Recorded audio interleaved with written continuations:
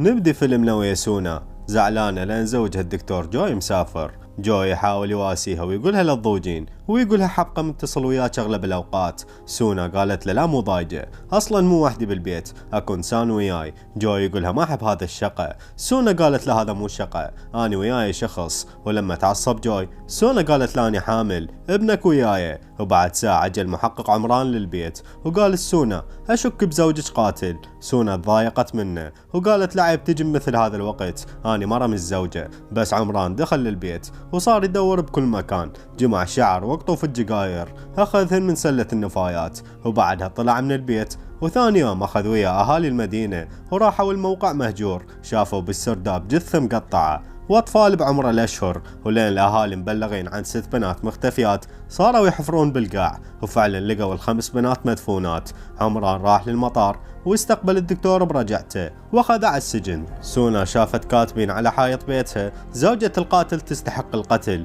وراحت للسجن حتى تقابل زوجها وقالت لا نثق بيك واعرف انت بعيد عن هذه الوحشية، بس للاسف ولا محامي وافق يدافع عنك. جوي قالها صديقي محامي اسمه راستوغي، رقمه وعنوان بيته موجود بكمبيوتر مكتبي، اتصلي بي ضروري. ولما رجعت حاولت تفتح الكمبيوتر بس ما تعرف الباسورد، وبعد محاولات ضحكت ونست احزانها. ليش؟ لان الباسورد كان اسمها. اتصلت بالمحامي بس تلفونه مغلق، كتبت عنوانه وقررت تروح له، بس هناك الحارس رفض يدخلها لين ماك موعد. والحسن حظها زوجة المحامي شافتها وبالبيت دخلت شافت راستوغي مريض وحالته تعبانة، لكنه محامي مشهور وشاطر. طلب من سونا تقدم له شيء حتى يقدر يدافع عن زوجها. سونا قالت له كل الأدلة لفقوها ضد زوجي. راستوغي قالها مو شرط يكون دليل، أريد أي حجة، مثلا دبر جريمة تشبه الجرائم السابقة حتى نثبت أن القاتل لسه حر والدكتور مظلوم، بس بشرط نفس الطريقة بالإجرام. سونا خافت وتقول أنا ما أعرف ناس قتله.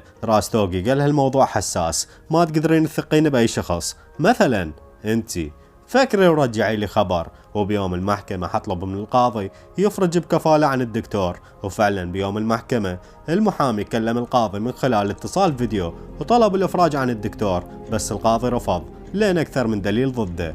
بالليل رجعت سونا للمحامي قالت لاني مستعدة اسوي اي شيء حتى اثبت براءة زوجي، بس علمني. المحامي قالها البنات المقتولات كل وحدة بيهن كانت حامل بدون زواج، والقاتل الحقيقي ذبحهن وطلع أطفالهن وحطهم بعلبة. لازم الجريمة تكون بالضبط بنفس التفاصيل، أي اختلاف ما ينفعنا. وهنا اتصل بيها الضابط من السجن، قالها السجناء ضربوا الدكتور ونقلناه للمستشفى. ثاني يوم اتصلت بعيادة نسائية وطلبت حجز، والسكرتيرة قالت لها بعد يومين. بس سونا راحت للعيادة ومثلت على أساس هي مفتهمة غلط، وتوسلت بالسكرتيرة حتى تدخل تسأل الدكتورة إذا بيها مجال تفحصها اليوم أو لا.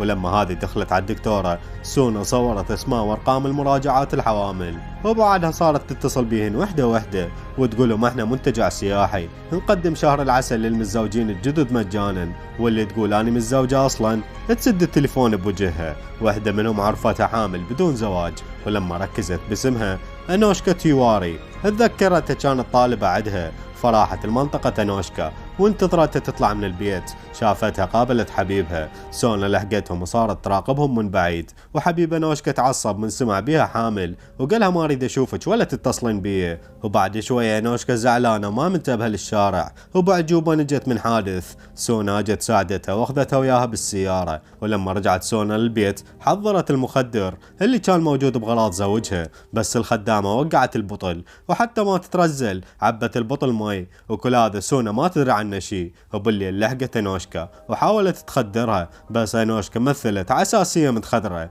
ولانها بطلة تايكواندو ضربت سونا وهذه ركضت وتريد تنهزم، بس انوشكا صارت تلحقها. وبعد دقائق انوشكا تعبت كلش، وسونا تذكرت انه انوشكا مريضة ودائما يضيق نفسها، وهنا استغلت الفرصة قامت تضرب انوشكا وفقدت وعيها، وبعدها خطفتها. وهنا وصل تبليغ المركز الشرطة عن اختفاء بنية جديدة، وسونا صارت تستعمل تطبيق التطبيق يغير الصوت حتى نوشكا ما تعرف صوتها، وبنفس الوقت على اساس الخاطف رجال، وراحت تدار سونا رعاية الامهات اللي هو من املاك الدكتور زوجها، وبهذا المكان خاطفة نوشكا مربطتها وصارت تسولف وياها من تطبيق تغيير الصوت. نوشكا شمت عطر سونا وقالت اول مرة يصادفني رجال يستعمل عطر نسائي، وبعد شوي سونا وكلت نوشكا، بس هذه عضتها وسمعت صرخة بنية وصارت تضحك وتقول اكيد حضرت المجرم مخنث. وبمركز الشرطة حبيبة نوشكا متندم لأنه تركها ويعتبر نفس السبب لأنها زعلت منه، ويتوسل بالمحقق يرجع حبيبته. سونا حضرت كل الأدوات حتى تبدي جريمتها الأولى، بس اتصل بها راستوغي وصار يشجعها ويقولها أنت مو مجرمة، أنت تريدين العدالة لزوجك البريء. بس أنوشكا أخذت الشفرة وقصت الحبل، ولما رجعت سونا لغرفة العمليات أنوشكا ضربتها، بس سونا قالت لها القاتل شفته انهزم وأنا جيت أنقذك. أنوشكا ما صدقتها وشافت بتليفون سونا تطبيق تغيير الصوت، ولسوء حظ سونا التطبيق حافظ التسجيلات السابقة. أنوشكا صارت تضرب سونا، بس هذه محظوظة شافت إبرة تخدير قريبة منها وضربت أنوشكا بيها، وهنا ربطتها مرة ثانية. وأهل المدينة راحوا لمركز الشرطة يسبون المحقق لأنه اتهم الدكتور ظلم، والمجرم بعده حر ويخطف البنات. وبهذا الوقت اتصال خربط الأوراق تبليغ عن جثة بنفس المكان وبنفس الطريقة، ولما راحوا فعلا شافوا الجثة مقطعة والطفل بعلبة. وبيوم المحكمة المحامي راستوغي طلب من القاضي خروج الدكتور بكفالة لحد ما تنتهي التحقيقات الجديدة، وفعلا القاضي أفرج عن الدكتور جوي. وسونا فرحت هواي ومباشرة أخذت زوجها دار الأمهات وقالت له أنا حطيت الجثة بنفس المكان وقطعتها بنفس الطريقة حتى الشرطة يطلعوك. وشوفتها نوشكا مربوطة.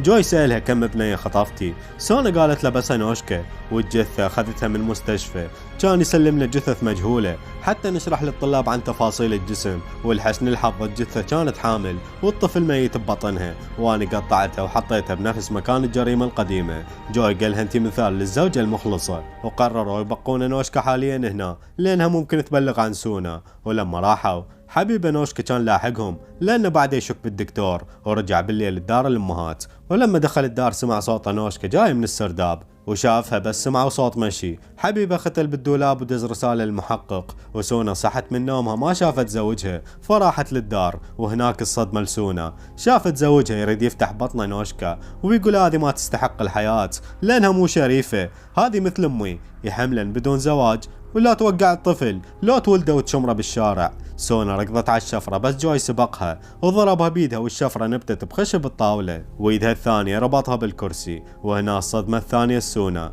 جوي قالها راستوغي شريكي وزوجته مو زوجته، شريكتنا الثالثة، وكل ما اوقع بمشكلة راستوغي المحامي المشهور ينقذني واقول لك شيء اخير، راستوغي حتى مو مريض.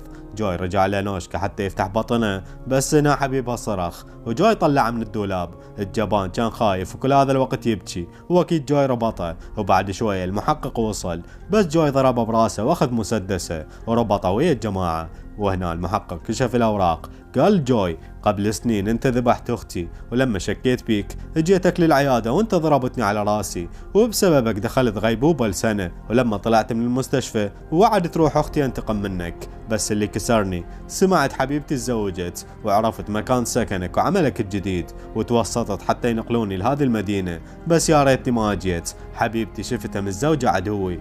جوي قال له خلاص كافي تسولف، البنية منتظرة افتح بطنها. ولما بدا جوي ويا نوشكا المحقق فك الحبل من ايده واخذ الشفرة من ايد سونا وقدر يضرب جوي، بس هذا قبل ما يموت ضرب زوجته سونا. وبعد هذه المصايب الكل نقلوهم للمستشفى، وثاني يوم الدكتور بلغ سونا انها تجاوزت مرحلة الخطر، بس للأسف طفلها مات ونوشكا بخير هي وطفلها، وجوي قدروا ينقذوه بعجوبة من الموت. المحقق ركض لغرفته بس ما شافه، وبالكرات جماعته قدروا يهربوه من المستشفى. ولا تنسى تحط لايك، لان لايكين ما يثرن على هيبة الدولة، وفعل الجرس لما تشترك يا ذهب.